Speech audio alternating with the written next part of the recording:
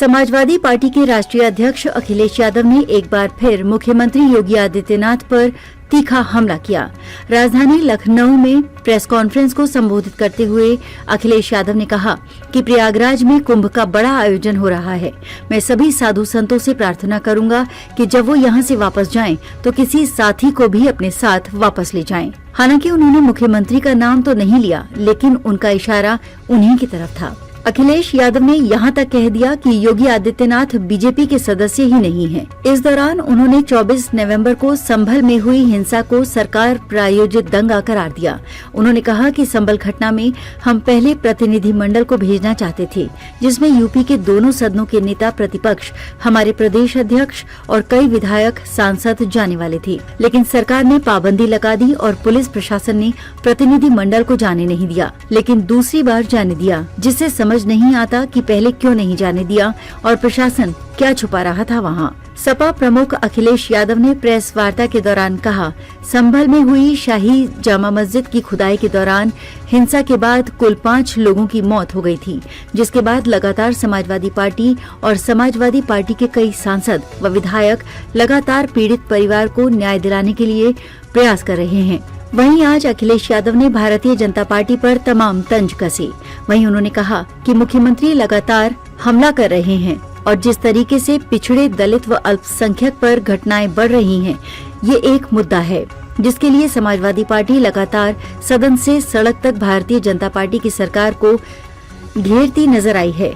वहीं आगे उन्होंने उत्तर प्रदेश में अयोध्या के मिल्कीपुर विधानसभा उपचुनाव को लेकर भी कहा कि भारतीय जनता पार्टी एक बार फिर से हर संभव प्रयास करेगी, लेकिन वहां पर भी उसे निराशा ही दिखाई देगी। वहीं मौजूदा सरकार पर अखिलेश यादव ने भ्रष्टाचार के कई आरोप लगाए। उन्होंने कहा कि स्वास्थ्य विभाग जिस तरीके से भ्रष्टाचार का अड्डा बनता जा रहा है, उत्तर प्रदेश में स्वास्थ्य सेवाएं खराब होती जा रही हैं। कुंभ को लेकर अखिलेश यादव ने कहा कि जितने भी धर्मगुरु, संत और धर्माचार्य महाकुंभ में पहुंच रहे हैं, वो जब कुंभ से जाते हैं तो एक योगी को और साथ लेते जाएं।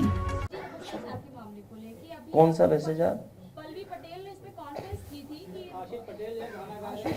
वैसे हमारे पत्रकार जो बहन हैं केवल लखनऊ के बारे में जानती हैं। कुछ करोड़ रुपए का भ्रष्टाचार है जो आरोप लग रहा है। नहीं, अभी दूसरा पूछ रहा हूँ। आज टाई लगा के आए एक पत्रकार। 2022 के बाद अब आ रहा हूं। मैंने कहा है कि नए साल पे गुस्सा नहीं करना है। हमारे पत्रकार साथी जो सवाल पूछ रहे हैं भ्रष्टाचार के, इसीलिए मैं कह रहा हूं कि अपना भ्रष्टाचार छिपाने के लिए ये लोग कुछ भी कर सकते हैं। और जो लोग कहते थे हम जीरो टॉलरेंस है भ्रष्टाचार को लेकर के, उन्हीं के लोग आरोप लगा रहे हैं। और केवल एक विभाग में नहीं है भ्रष्टाचार। स्वास्थ्य विभाग का पता कर लीजिए, सीएमओ की पोस्टिंग कैसे हो रही है। एक सुनने में आया था कि दवाई पर छापा पड़ा था, एक दवाई के गोदाम पे नकली दवाइयों को लेकर के। उस रिपोर्ट का क्या हुआ? रफा दफा हो गया। अपॉइंटमेंट्स कैसे हो रहे हैं। और मैं आपसे कह रहा हूं, मेडिकल के लिए, एजुकेशन के लिए, शिक्षा, स्वास्थ्य विभाग का दोनों का मिला ले अगर हम, यहां से बगल में लोहिया इंस्टीट्यूट है, हमें इस बात की आपत्ति नहीं है कि किसी प्रदेश के आए और हमारे यहां नौकरी करें, कोई आपत्ति नहीं हमारे उस पर। लेकिन सवाल यह कि एक ही इंस्टीट्यूशन के इतने लोग कैसे नौकरी पा रहे हैं? 250 लोग नौकरी पा रहे हैं 1-2 कोचिंग की उसी इंस्टीट्यूशन से। सैफी मेडिकल यूनिवर्सिटी में, वहां पर नौकरी 2 इंस्टीट्यूशन से पा गए सब लोग। पीजीआई जो सबसे प्रीमियर और प्रेस्टिजियस है आपकी संस्था, वहां पर कितने पा गए नौकरी, पता करिए आप। और फिर एक सड़क के बारे में मैंने कई बार कहा आपसे, क्योंकि मुख्यमंत्री जी एक्सप्रेसवे क्या होता वो जानते नहीं है। मुख्यमंत्री जी एक्सप्रेसवे क्या होता है वो जानते नहीं है। और एक्सप्रेसवे को लेकर के समाजवादियों को कितना बदनाम किया गया। आप चलिए पूर्वांचल एक्सप्रेसवे पे, क्या हालत है आज। और फिर जो गोरखपुर लिंक था उसके बारे में दावा था कि 2022 तक बन करके तैयार हो जाएगा। आज हम 2025 में हैं। जब 2024 में हम लोग उसकी कीमत देखते थे तो वो 6000 करोड़ की थी सड़क, 91 किलोमीटर्स। और आज जब 2025 में उस सड़क के बारे में जानकारी करते हैं तो वही 91 किलोमीटर 7000 करोड़ की हो गई। सोचिए आप, ये गोरख धंधा नहीं चल रहा तो क्या चल रहा है?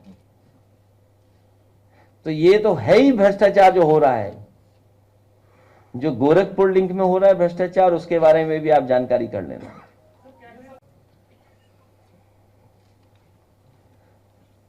अब बहुत बड़े पैमाने पे संत, महात्मा, गुरु, ऋषि मुनि, बड़ी संख्या में लोग आए हैं कुंभ में।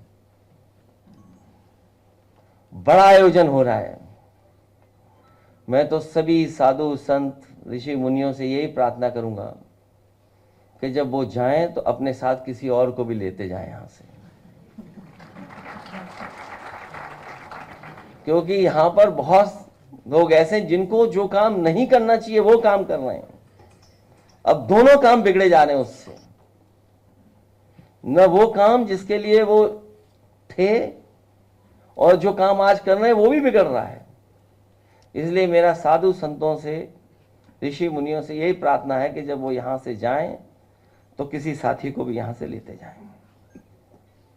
ये जो झगड़ा चल रहा है, कुंदरकी का जो बोट की लूट हुई, जो पुलिस प्रशासन के माध्यम से बोट पड़वाए गए, जो वीडियो निकले, तस्वीरें आई, उससे आम जनमानस जान गया कि इन्होंने चुनाव नहीं कराया, इन्होंने पुलिस के माध्यम से वोट लूटे हैं। और वही सरकार कह रही है कि अगर कुंदरकी जीत सकते हैं तो मीरापुर, वो मिल्कीपुर क्यों नहीं।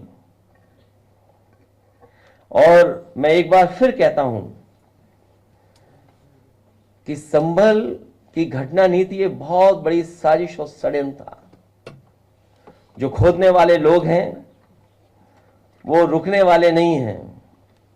अभी हाल ही में इन्होंने आगरा में भी एक एएसआई की संरक्षित बिल्डिंग को गिराने का काम किया। और आगरा में जब जानकारी लोगों को हुई, समाजवादी पार्टी ने अपने तमाम प्लेटफॉर्म पे जब बात ये उठाई तो न केवल वो प्रोटेक्टेड बिल्डिंग को रोका गया, बल्कि जो तोड़ना चाहता था उसके पीछे टीम लगा करके भेज दिया गया है। सुनने में आया वो आगरा से फरार है, लेकिन जो जानकारी मिल रही है, जानकारी है कि विक्रमादित्य और कालिदास के आसपास ही कहीं वो है। जो सोचिए, एएसआई की प्रोटेक्टेड बिल्डिंग को तोड़ रहा था ठेकेदार, वो अधिकारियों से मिलकर के कोई कारोबार बड़ा करना चाहता था, वही वहां से फरार है। लेकिन यही विक्रमादित्य मार्ग और कालिदास मार्ग के आसपास कहीं छिपा हुआ है। आप में से बेहतर जानते होंगे वो कहां छिपा होगा।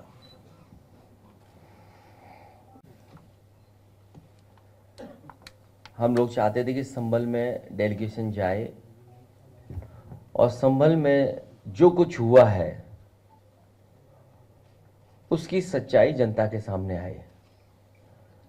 इसके लिए समाजवादी पार्टी ने दोनों सदनों के नेता प्रतिपक्ष, जिसमें सबसे पहले आदरणीय माता प्रसाद पांडे जी, लाल बिहारी यादव जी, श्यामलाल पाल, समाजवादी पार्टी के प्रदेश के अध्यक्ष, सांसद हरिंदर मलिक, सांसद रुचि वीरा, सांसद इकरा हसन, सांसद जियाउर रहमान बर्ग, सांसद नीरज मौर्य, पार्टी के नेता कमाल अख्तर, रविदास मेहरोत्रा जी, नवाब इकबाल महमूद साहब, पिंकी यादव, असगर अली अंसारी, जयवीर सिंह यादव, शिवचरण कश्यप से लेकर के ये तमाम साथी जाकर के संभल के लोगों से बातचीत करना चाहते थे। सरकार ने पाबंदी लगा दी। ये लोग दिल्ली से, लखनऊ से जाने के लिए तैयार हुए पुलिस प्रशासन ने उन्हें नहीं जाने दिया। जब दूसरी बार गए तो वही प्रशासन और शासन ने जाने दिया। तो ये बात समझ में नहीं आती कि आखिरकार सरकार क्या छिपाना चाहती थी जिसकी वजह से डेलीगेशन को नहीं जाने दे रहे थे। और लगातार जिस तरह की कार्रवाई हो रही है कि वहां पर लोगों के ऊपर दबाव बनाना, लोगों के ऊपर झूठे मुकदमे लगाना, बड़ी संख्या में जिनका निर्दोष लोग हैं जो उन पर झूठे मुकदमे लगाए गए। और जो कुछ ये हुआ है घटना, ये पूरी घटना सरकार ने कराई है, अधिकारियों के माध्यम से कराई है। जो घटनाक्रम है, आखिरकार इतनी जल्दी क्या थी सर्वे को लेकर के? जब आपके पास प्लेसेस ऑफ वर्शिप एक्ट है 1991, उसके तहत आप सर्वे नहीं कर सकते हैं। लेकिन सरकार और अधिकारियों ने जानबूझ करके एक सोची समझी रणनीति और साजिश के तहत उन्होंने ये काम किया। और जिन लोगों की जान गई है, ये दंगा नहीं है, ये प्रशासन की गोली से गई है जान। गोली अगर कहीं से चली है तो प्रशासन ने चलाई है। आज भी कोई सच्चाई नहीं जानता है कि आखिरकार जिलाधिकारी या वहां के बहुत सारे वरिष्ठ अधिकारी उन पर दबाव क्या है, किस कारण ये इस तरीके का काम कर रहे हैं जो अनडेमोक्रेटिक है, अनकॉन्स्टिट्यूशनल है। जहां पर अभी भी कार्रवाई चल रही है, पार्टी के लोगों को निशाना बनाना, वहां जो लोग जेल चले गए, जब उनकी कहानी सुनने को मिलती है, इतनी अन्याय की कल्पना कोई नहीं कर सकता जो उनके साथ हुआ है। उनके शरीर पर चोट है और इतनी चोट है जिसकी हम और आप बता भी नहीं सकते हैं। पूरा शरीर काला कर दिया, बहुत पीटा है, इतना पीटा कि जान चली जाती। और उन पर दबाव बना रहे हैं कि जैसा प्रशासन चाहता है वैसे बयान दीजिए आप। जब हमारी पार्टी के विधायक और लोग गए मिलने तो उसके बाद सस्पेंशन हो गया अधिकारियों का, और सस्पेंशन भी जाति के आधार पर हुआ, और फिर बैलेंस करने के लिए फिर एक सस्पेंशन किया गया। ये कहां की सरकार है? ये भारतीय जो सरकार में बैठे हैं, ये भाईचारा के पक्ष में नहीं है, ये दरारवादी पार्टी है। भारतीय जनता पार्टी दरारवादी पार्टी है, दरारवादी पार्टी।